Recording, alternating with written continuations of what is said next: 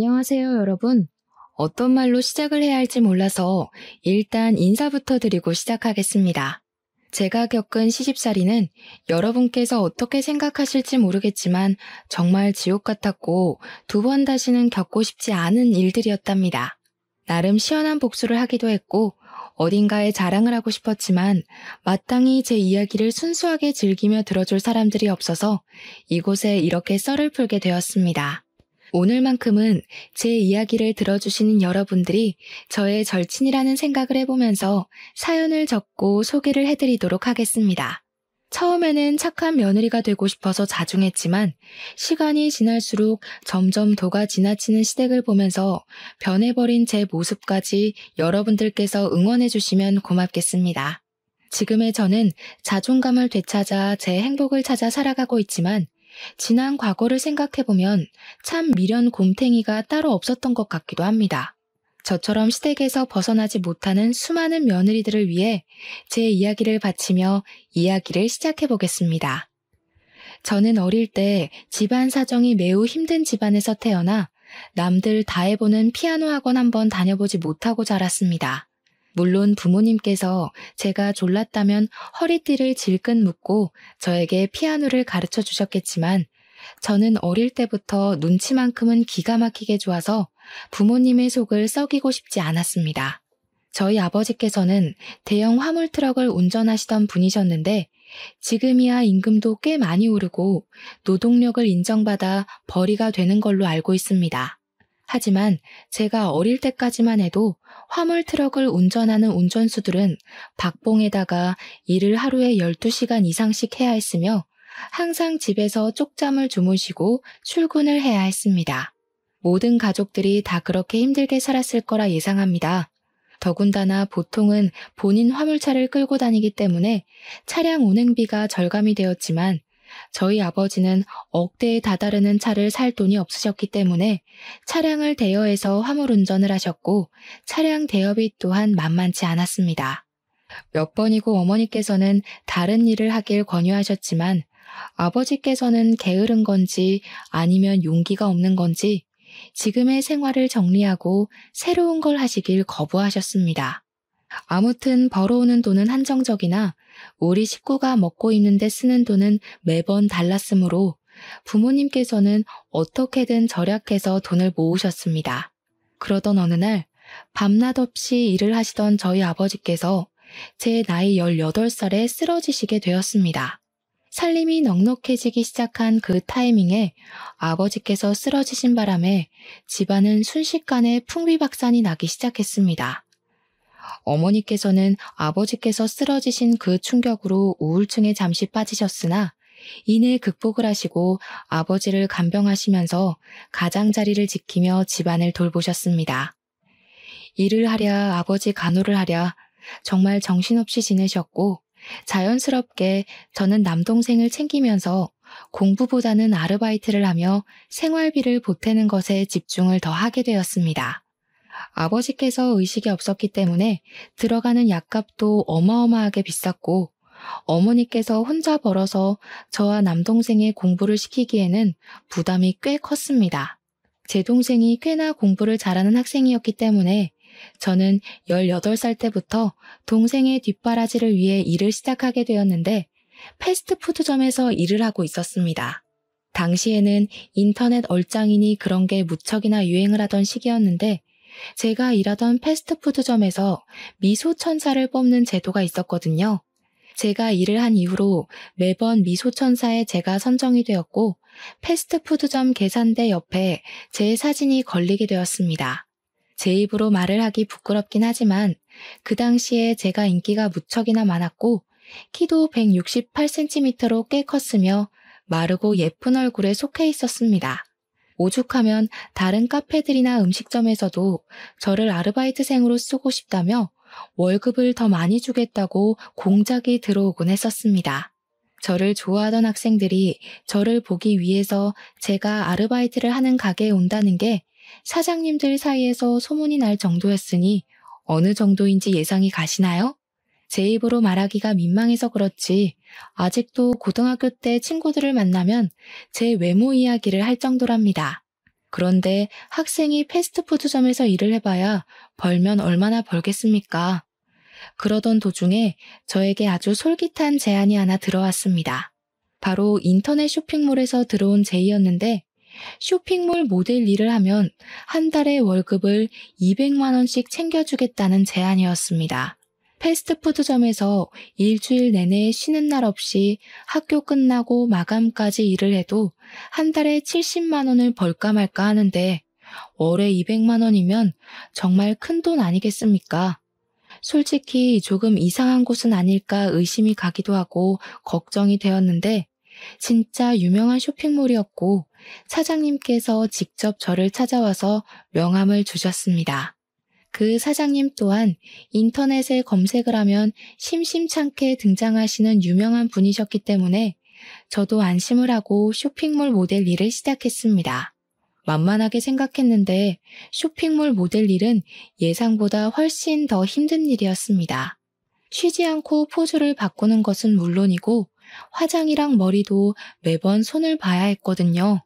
옷도 한두 벌만 입는 것이 아니라 한 번 촬영에 나가면 여러 벌을 갈아입고 사진을 찍어야 해서 정말 조금의 오버를 보태서 50벌씩은 넘게 입어보는 것 같았습니다.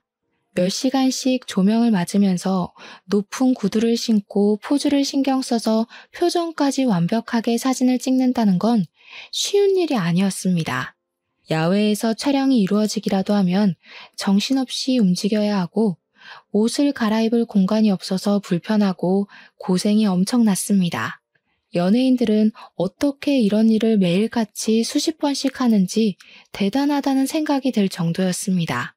저는 18살 때부터 일을 시작해서 그런 건지 생각보다 주위 사람들의 도움도 많이 받게 되었고 다른 모델 언니들도 저를 귀여워해 주셨습니다. 덕분에 빠르게 쇼핑몰 일에 적응을 할 수 있었고 제 나이 23살이 되었을 때엔 젖살도 빠지고 미모에도 물이 올라서 쇼핑몰계에서는 꽤 유명한 모델이 되었습니다. 정말 제가 그때의 사진을 돌려보면 어떻게 이리 이쁠 수 있을까 싶을 정도로 제 외모가 완벽하게 피어올랐던 시기였습니다. 그때 당시에 저를 추종하던 팬들도 생겼는데 쇼핑몰 사무실로 저에게 선물을 보내주는 사람들도 있었고요. 저를 찾아와 주시는 분들도 있었습니다. 길에 가다가 마주치면 커피라도 한 잔 사주시려고 하시고 팬이라고 편지도 주시고 정말 연예인 못지않은 인기를 누렸습니다. 대학을 가지 않고 바로 일에 뛰어들기를 잘했다고 생각할 정도로 저는 과분한 사랑을 받았고 제 팬들이 늘어날수록 저의 월급도 늘어나게 되었습니다. 저로 인해서 판매되는 옷들의 양이 늘어나니까 사장님께서 신이 난다고 상여금식으로 인센티브를 더 얹어주셨거든요. 저는 그 뒤로도 쭉 쇼핑몰 모델로서 일을 하면서 돈을 벌었고 어머니께서 일을 하지 않아도 아버지의 간병에만 집중해도 돈이 부족하지 않을 만큼 벌어왔습니다. 동생의 대학 등록금도 무리 없이 지불할 수 있었고 물론 저 개인적인 사치를 할 수는 없었지만 쇼핑몰 물건을 아주 저렴하게 구매가 가능했기 때문에 아쉽진 않았습니다. 그렇게 몇 년을 더 고생한 결과 26살까지도 열심히 쇼핑몰 모델로서의 유명세를 유지하고 있었는데 중간중간에 얼굴에 주사도 맞고 하면서 미모를 유지하고 있었습니다. 그 당시에 잡지 같은 데에 촬영 제의가 들어오기도 해서 미용실에 가면 있는 여성 잡지들 한편에 제 사진이 실리기도 하는 영광을 맛보았죠. 연예인을 하자고 소속사에서 콘택트가 오기도 했었는데 촬영을 몇 년간 해보니 연예인은 도무지 업으로 삼진 못하겠더라고요. 제가 26살이 된 그때 사장님께서 저에게 한 남자를 소개해 주었는데 그게 바로 제 남편이었습니다. 남편은 저를 예전부터 사진으로만 보다가 실제로 보니까 연예인을 보는 기분이라면서 저를 만나는 게 소원이었다고 띄워주곤 했습니다. 사장님 지인이라 처음에는 어색하게 대하긴 했지만 계속해서 보다 보니 주접을 떠는 모습까지도 부담스럽지 않게 위트 있고 재미가 있더라고요. 원래 같이 있을 때 재미있는 남자가 자꾸 보고 싶은 남자고 궁금해지는 남자 아니겠습니까? 저는 자연스럽게 남편에게 스며들게 되었습니다. 남편은 내노라 하는 4년제 대학을 졸업을 하고 전공을 살려서 대기업에서 일을 하고 있다고 소개를 받았습니다. 저는 보통 그런 사람들은 공부만 진창한 느낌이라 뭐랄까 정말 재미도 없고 분위기 어색하게 만드는 재주가 있을 거라고 예상을 했거든요. 하지만 제 남편은 저를 편안하게 만들어주고 무엇보다 분위기를 띄우는데 상당한 재주가 있었던 사람이라 모든 사람들과 잘 어울리는 외향적인 성격을 가지고 있었습니다. 처음에 사장님께서 공돌이라고 했기 때문에 아예 관심조차 가지지 않으려고 했었는데 반전인 매력이 있었던 것이죠. 외향적인 성격으로 저에게 계속해서 들이대는 남편을 저는 결국 받아주게 되었고 저희는 연애라는 것을 하기 시작했습니다. 그동안은 제가 사는 게 바빠서 연애를 할 생각도 하지 못했었는데 어느 정도 삶의 여유가 생기기 시작하니까 저도 사랑이라는 것을 해보고 싶다는 생각을 가지게 되었습니다. 처음 데이트는 어색함 수성이었지만 두 번째, 세 번째 만남이 지속될수록 우리 남편이 정말 진국인 사람이구나, 너무 사랑스럽다 하는 생각을 하게 되었습니다. 그렇게 2년이라는 시간 동안 연애를 했고 제 나이 28살이 되던 해에 남편에게 프로포즈를 받게 되었습니다. 그 당시에 저는 이미 나이가 꽤 있었기에 쇼핑몰 모델로서 일을 하기엔 어려움이 있어서 후배들을 양성하는 취지로 일을 하고 있었습니다. 촬영장을 따라다니면서 포즈에 대한 조언도 해주고요. 전체적인 스타일을 잡아주는 일도 겸하고 있었습니다. 아주 가끔 가다가 저에게 어울리는 옷이 있을 때만 촬영에 나가고 있었기 때문에 제 인생의 전환점이 필요한 시기라고 느끼고 있었습니다. 저희 어머니께서도 이만하면 열심히 살았다면서 제가 돈을 벌어서 동생 대학을 졸업시키고 뒷바라지를 쭉 해오고 있었기 때문에 앞으로는 제가 하고 싶은 걸 하면서 살라고 하셨습니다. 그래서 저는 남편의 프로포즈를 받아들여 결혼을 하기로 결심하게 됐고 군대를 다녀오고 대학까지 졸업을 한 남동생이 앞으로 어머니를 잘 챙기길 바라면서 결혼을 했습니다. 그때까지도 저희 아버지는 10년이라는 세월을 누워서 의식도 없이 버텨내고 계신 중이었습니다. 하루하루 말라가고 몸에 욕창이 생기는 아버지를 보면서 가슴 아파하며 지냈지만 결혼은 또 다른 문제였기 때문에 열심히 진행을 했습니다. 아버지 없는 상견례 자리가 조금 마음이 욱신거렸고 버진로드를 아버지의 손을 잡고 건널 수 없음이 슬펐지만 저는 결혼을 하고 신혼생활을 즐기고 있었습니다. 하지만 하늘도 무심하시지 결혼한 지 4개월밖에 되지 않은 시점에 아버지께서 돌연 세상을 떠나시고 말았습니다. 어머니께서는 아버지께서 제가 결혼을 할 때까지 버틴 것 같다고 너무 슬퍼하지 말라 하셨지만 그게 어찌 마음대로 되겠습니까? 평생을 고생만 하다 돌아가신 우리 아버지가 안쓰러워 어쩔 줄 모르고 내내 울었습니다. 우리 남편은 인사 한번 제대로 드리지 못한 아버지의 장례식을 내내 지켜주고 정말 많이 저를 위로해 주었습니다. 회사 일로도 힘들고 벅찼을 텐데 단 1분도 쉬지 않고 제 옆을 지켜주며 제가 외로움을, 슬픔을 느끼지 않게 하려고 노력해주는 남편에게 너무나도 고마웠습니다.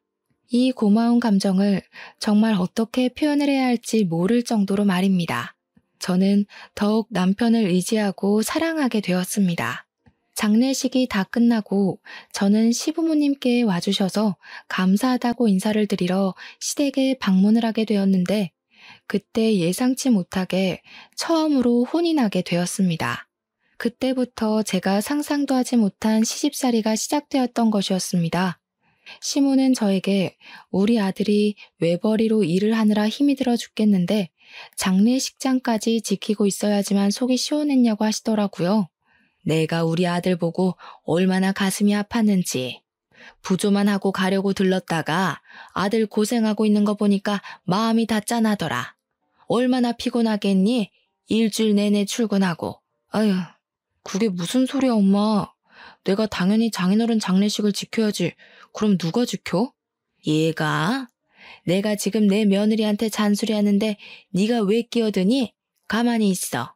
무슨 모델이랍시고 설치던 것도 마음에 안 들어 죽겠는데 남편한테 힘들지 않냐고 집에 가서 쉬라는 소리도 안 하고 말이야. 손님 맞이까지 시키는 게 말이 되니? 우리 아들이 왜 육개장을 날라야 하는데? 시모가 너무 매섭게 저에게 화를 내면서 이야기를 하니까 저도 너무 당황스러웠습니다. 거기다가 그때는 제가 결혼한 지 4개월밖에 되지 않았던 시점이었을 때라 아무것도 모르고 시모의 말에 놀라서 죄송하다고 사과를 드릴 수밖에 없었습니다.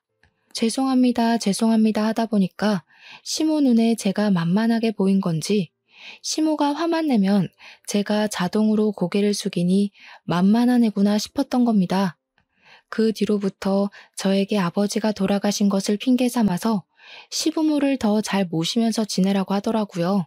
보통은 아버지가 안 계시니까 친정어머니를 잘 보살펴라 하는 말을 하지 않나요? 저희 시부모님은 본인들을 더 챙기라고 하셨습니다. 저에게 번듯한 대학을 졸업한 남동생이 있지 않냐고, 원래 부모는 남자 쪽이 챙기는 거라면서 저한테는 본인들을 챙기라고 하더라고요. 듣다 못한 남편이 제 편을 들어주면서 잔소리 좀 그만하라고, 장모님도 잘 챙길 거고 효도도 알아서 할 테니까 그만하라고 중재를 해주었습니다. 남편이 나서자 시모는 더욱 뾰족한 말투로 저에게 잔소리를 하셨죠. 본인 아들을 어떻게 휘어잡은 거냐면서요. 그날 집으로 돌아오면서 남편은 저에게 연신 미안하다는 말을 뱉었습니다. 자기가 부족해서 그런 소리를 듣게 했다면서 앞으로는 이런 일이 벌어나지 않도록 잘 막아주겠다고 약속을 꼭꼭 걸더라고요. 사실 시댁에서 남편이 중재를 해주었다는 것만으로도 고맙고 든든했는데 앞으로는 더 잘해주겠다고 하니까 저도 믿게 되더라고요. 더군다나 진심으로 이야기를 해주니 시댁에서 혼나서 우울했던 기분들이 전부 사르르 녹는 것 같았습니다. 든든한 제 편이 존재한다는 게 참으로 좋더라고요. 남편은 제 남동생이 일을 시작해서 저희 어머니를 부양하고 있는 걸 보고 사회초년생이 무슨 돈이 넘쳐서 오롯이 부담을 하겠냐고 하더라고요. 저도 남편에게 그럴 필요 없다고 결혼 전에 모아두었던 돈을 남편과 상의 후에 친정에 다 드리고 왔었는데 그 이야기를 했습니다. 그래도 결혼 전에 모은 돈이 꽤 있어서 당장 부족하진 않을 거라고 걱정하지 말라고 했더니 남편은 그건 또 도리가 아닌 것 같다고 했습니다. 우리 형편이 지금 넉넉하기 때문에 용돈 드리는 부분을 걱정하지 않아도 될 것 같다고 남편이 꼭 우리 어머니께 용돈을 드리고 싶다고 하는 겁니다. 그러면서 매달 50만 원씩 드리겠다고. 우리 남편이 대기업에 다니고 있어서 연봉이 꽤 높았거든요.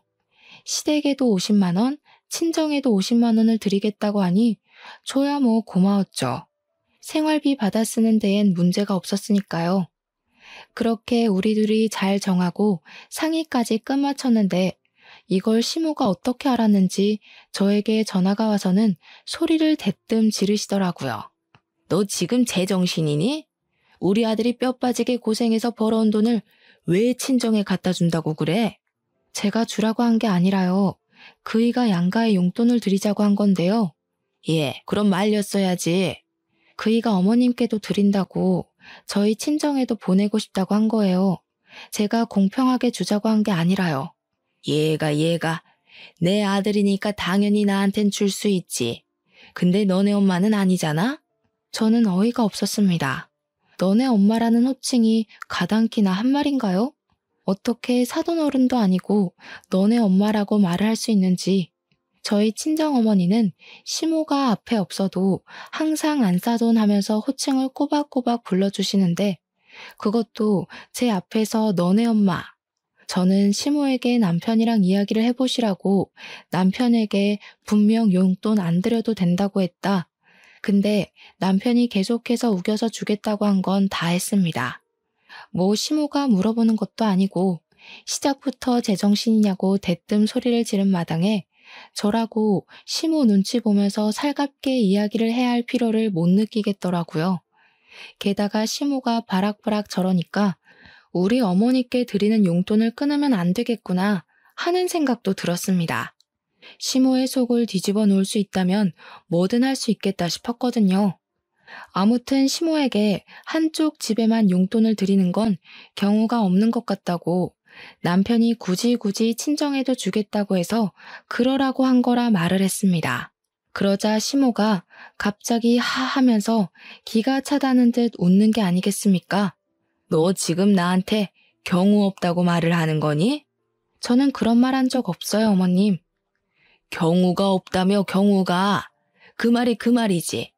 애가 고졸이라더니 못 배워서 그런 거니? 할 말 못할 말 구별을 못하네. 솔직히 네가 얼굴 빼고 볼 게 뭐가 있어? 그것도 뭐 죄다 성형수술한 거 아니니? 내가 살아온 연륜이 있어서 딱 보면 척아는데 너 얼굴 죄다 손본 거잖아. 그러면서 제 외모에 대한 공격을 시작하는데 저 정말 맹세코 얼굴에 주사는 몇 번 맞아본 적 있어도 수술은 해본 적이 없었거든요. 굳이 이 얼굴로도 충분히 잘 먹고 잘 사는데 제가 그 큰 돈을 주고 성형을 할 필요를 못 느낀 탓이 컸습니다. 그런데 시모의 성형 공격이 더 어이가 없었던 이유는 시모야말로 어디서 이상하게 성형수술을 받은 탓이 얼굴이 완전히 무너져 내려 있었거든요. 코는 이미 수축이 와서 들창코가 되어 있었고 얼굴 주름이 하나 없이 팽팽한데 목주름은 쭈글쭈글했고요. 저 눈이 감기나 의심이 들 만큼 쌍꺼풀이 크게 잡혀 있었습니다. 살아온 연륜 때문에 아는 게 아니라 그냥 수술을 많이 해서 아는 게 아닌가 싶을 정도였습니다. 제가 아무 소리도 하지 않고 전화기만 들고 있었더니 저한테 찔려서 그러냐고 물어보시더라고요. 설마 남편은 제가 성형한 거 모르는 건 아니냐면서 설레발을 치셨습니다. 여우가 따로 없다면서 혀를 끌끌 차는데 기분이 팍 상해버렸죠. 어머님, 저 얼굴에 칼 안 댔어요. 가끔 보톡스 같은 건 맞아봤어도 얼굴에 어머님처럼 실리콘은 안 넣었습니다. 뭐가 어째? 야, 너 지금 뭐라고 그랬어?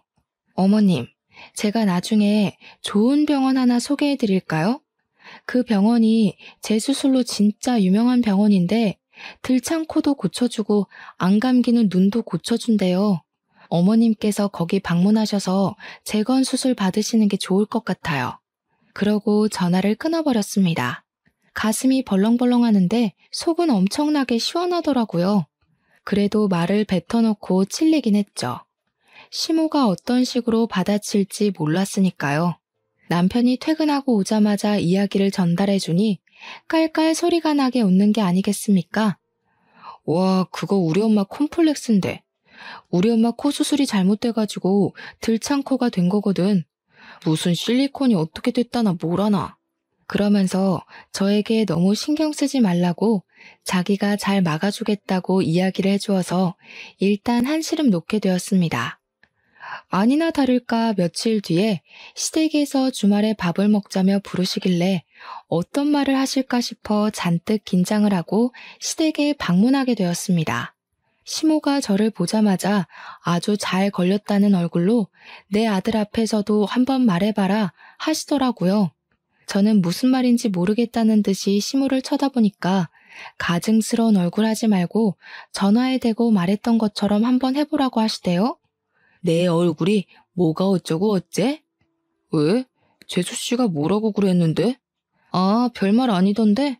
엄마 코가 들창코잖아. 재수술 잘하는 좋은 병원 소개해준다고 그랬대.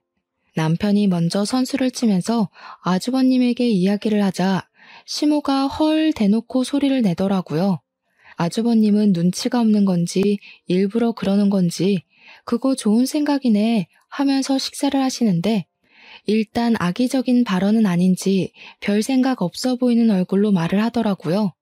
시모는 아들 새끼들 키워봐야 하나도 소용이 없다면서 다른 사람도 아니고 며느리가 자기 얼굴을 가지고 놀리는데 어쩜 자기 편을 한 번 안 들어주냐고 통곡을 하셨습니다.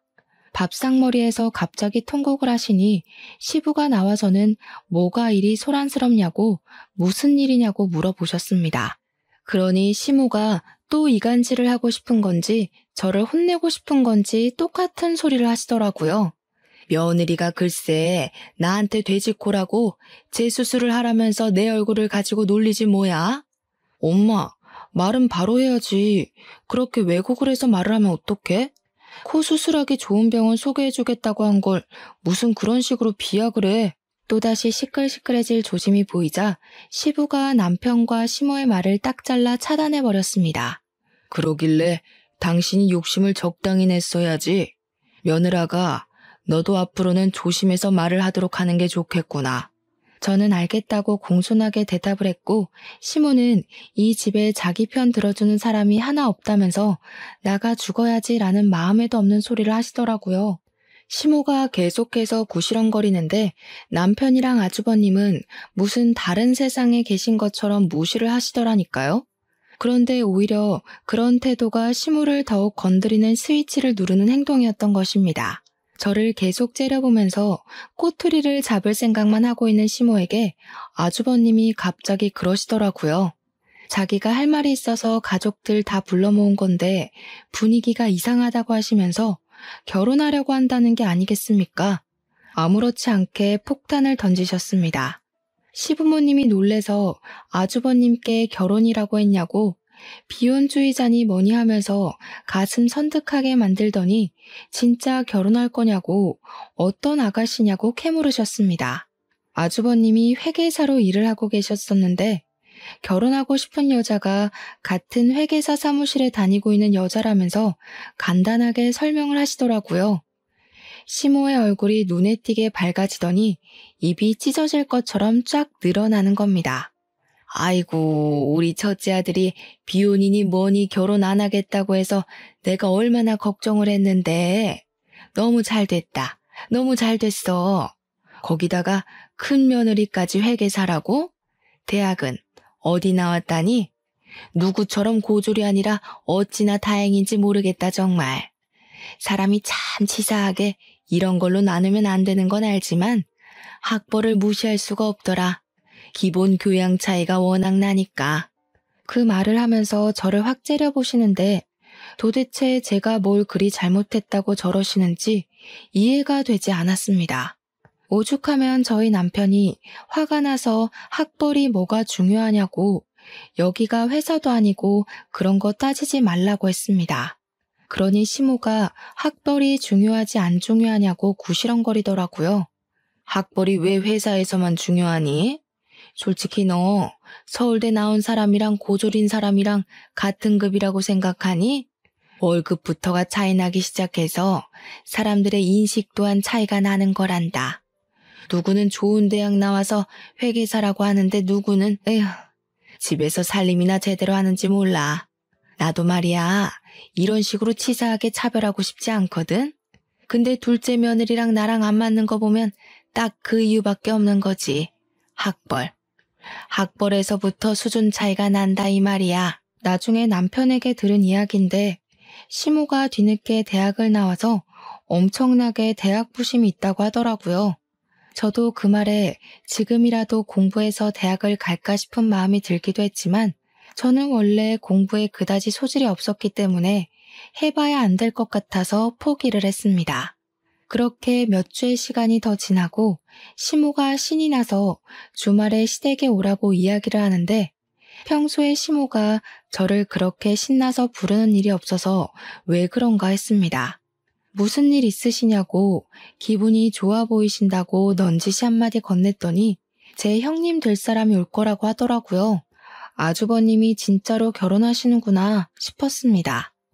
저한테 일찍 와서 장도 보고 음식도 좀 하자고 하시길래 알겠다고 했습니다.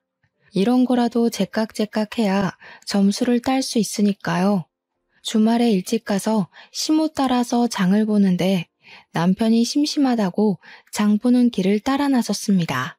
그러니 시모가 불편한 기색을 팍팍 내보이면서 이런 자리까지 남편을 꼭 불러서 대동해야겠냐고 내가 너 잡아먹니?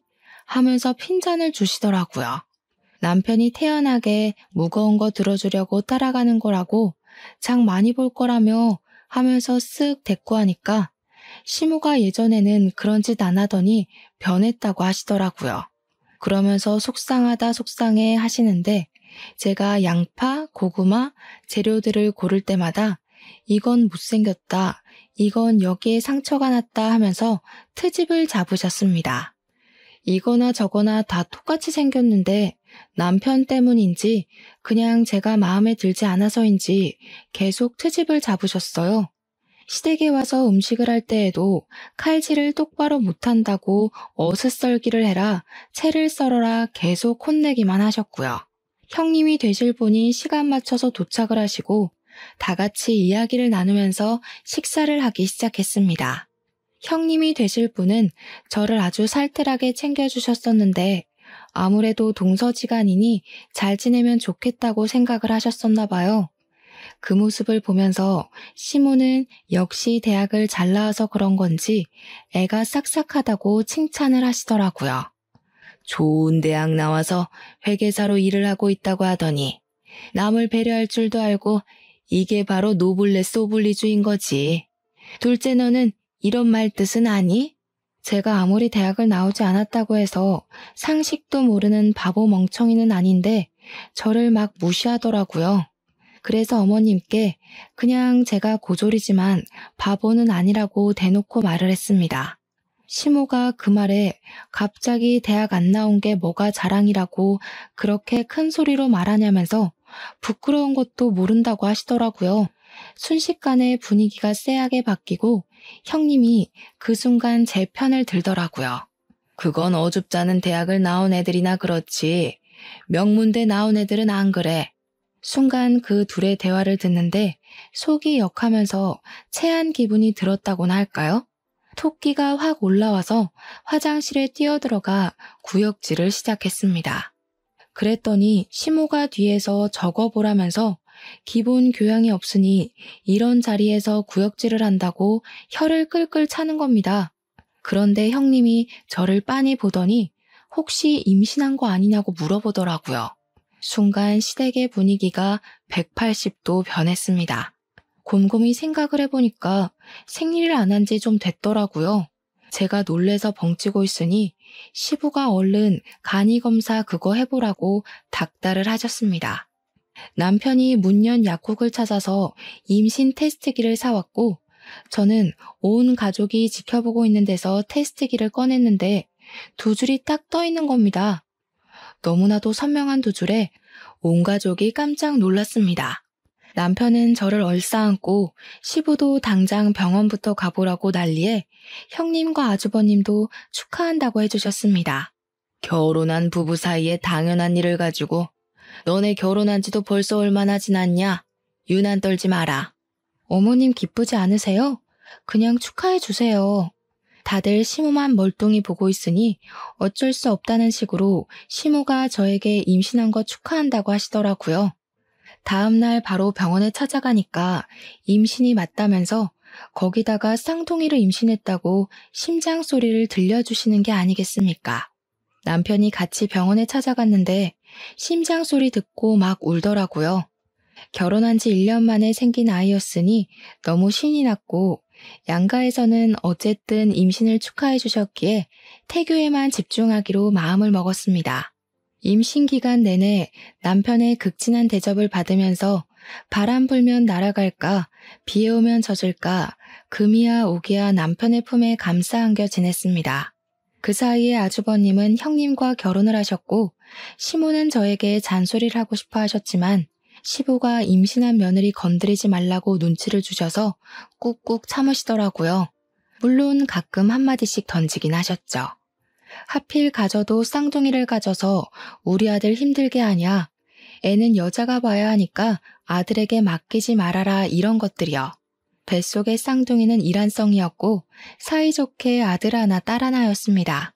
저는 배가 많이 부른 탓에 임신 9개월 차에 유도분만을 시도했고 무사히 아들과 딸을 건강하게 출산하게 되었습니다. 그 뒤에 곧이어서 형님네도 임신 소식이 들려오며 겹경사가 집안에 일어나게 되었습니다. 그런데 제가 어릴 때부터 외모가 남달랐다고 하지 않았겠습니까? 우리 아들, 딸들이 정말 예뻐도 이렇게 예쁠 수 있나 싶게 예뻤습니다. 병원에서도 조리원에서도 딱 봤을 때 예쁜 애들 찾으면 저희 아이일 정도였고요. 예쁘다고 소문이 자자한 아이가 바로 저희 아이들이었습니다. 하지만 육아의 강도는 예쁜 것과 전혀 관계가 없더라고요. 쌍둥이를 키우면서 얼마나 체력적인 소모가 컸는지 임신하면서 찐 살이 모조리 다 빠지고 말았습니다. 시터 이모님을 고용해서 아이들을 돌봤음에도 불구하고 정말 헬류가 하는 게 뭔지 알겠더라고요. 한 명이 울면 다른 한 명도 따라 울고 밥을 주거나 기저귀를 갈아주는 거나 진짜 죽을 만큼 힘든데 저희가 남편 왜 버리지 않겠습니까? 양가의 용돈을 들이면서 시터 이모님 월급까지 드려야 하니 경제적인 부담이 되기 시작했습니다. 남동생이랑 요즘 살림하기 힘들다 이야기를 하다가 남동생이 저에게 그러지 말고 아기들도 예쁘니까 애들 데리고 아이오 쇼핑몰을 해보라고 권유를 했습니다. 제가 원래 쇼핑몰 모델도 했고 그쪽에서 오랜 시간 일했으니 도매 쪽 일도 잘 알고 있었고요. 순간 훅 하는 마음이 들어서 남편을 붙잡고 이야기를 했는데 남편도 나쁘지 않은 것 같다면서 해보고 싶으면 해보라고 저를 응원해 주었습니다. 그래서 저는 남대문에 있는 아동복 상가를 돌아다니면서 옷을 구매했고 이제 돌이 된 아이들에게 입혀다가 사진을 찍었습니다. 쇼핑몰에서 일을 했던 경험이 있어서 그런지 사진도 꽤 잘 찍었고 보정도 조금 할 줄 알았거든요. 그리고 SNS에 사진을 올렸는데 제 팬이었던 사람들이 저를 어떻게 알고 찾아와서는 아기 낳았냐고 아기 옷 정보를 달라고 댓글을 달더라고요. 그래서 이때다 싶은 마음에 제가 이 아기 옷들을 팔아보려고 하는데 어떨 것 같냐고 은근히 팬들에게 물어보았더니 당장에 팔아달라고 사겠다고 손을 막 들더라고요. 바로 사이트를 오픈하기에는 실패의 두려움이 커서 SNS를 통해서 주문을 받은 만큼만 옷을 구매해 사람들에게 배송을 하기 시작했습니다. 처음에는 많이 알려지지도 않고 해서 20-30만 원의 수익만 나던 것이 4개월쯤 지나니까 100만 원이 넘는 돈이 수익으로 남더라고요. 장사가 점점 잘 되기 시작하면서 현금 영수증이나 카드 결제를 요구하는 사람들이 늘어나서 저는 사업자를 냈습니다. 정식으로 사이트를 오픈하고 모델은 저희 아이들로 촬영을 시작했습니다.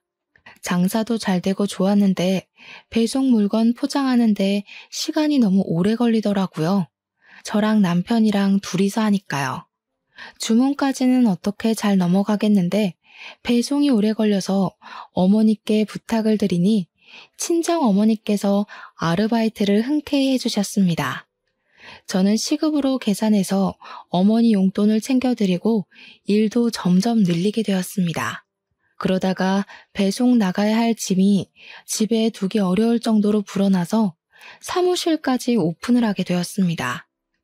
그 사이에 형님도 출산을 하셨고 제 사업은 점점 커졌습니다. 형님이 출산을 하셨으니 병원에 시댁 식구들이랑 찾아갔는데 제가 신생아 옷을 잔뜩 사갔거든요.